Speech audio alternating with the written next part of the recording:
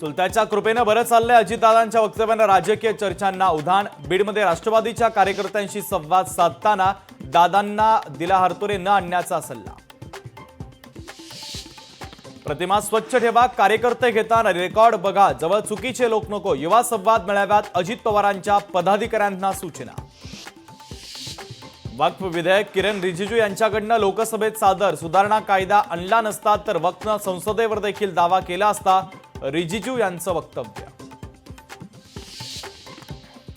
हे सरकार मुस्लिमांच्या बाजूने काहीही करणार नाही। सरकारचे डोळे आता फक्त वक्फ मालमत्तांवर आहेत। आम्ही या विधेयकाला विरोध करू, अबू आझमींचं वक्तव्य। काँग्रेसच्या समित्या फक्त शिक्का मारायच्या, आमचं सरकार चर्चा करून निर्णय घेतं। केंद्रीय गृहमंत्री अमित शहांचा काँग्रेसवर हल्लाबोल। 25 राज्यातून सूचना आणि विधेयकाबाबत 97 लाखांपेक्षा जास्त याचिका। किरेन रिजिजू यांची माहिती। बघूया उद्धव ठाकरे हिंदू हृदय सम्राट बाळासाहेब ठाकरेंचा विचार राखणार की राहुल गांधींच्या पावलावर पाऊल ठेवणार। वक्फ सुधारणा विधेयकावरून मुख्यमंत्री देवेंद्र फडणवीसांचा सोशल मीडियावरून उद्धव ठाकरेंवर निशाणा।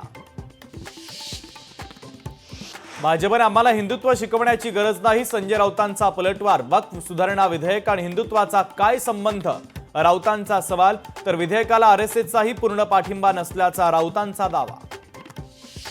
पट्टण कोडोलीतील छत्रपती शिवाजी महाराज यांच्या पूर्णाकृती पुतळ्यासाठी सर्व परवानग्या मिळणार। उपमुख्यमंत्री एकनाथ शिंदेंची कोल्हापूरच्या जिल्हाधिकाऱ्यांना सूचना।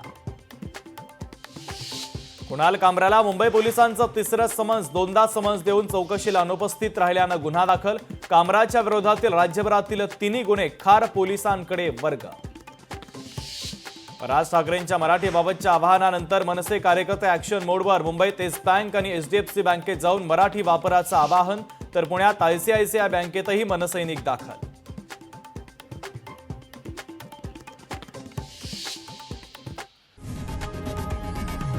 लोकशाही मराठी ऐका, पहा, जागरूक रहा।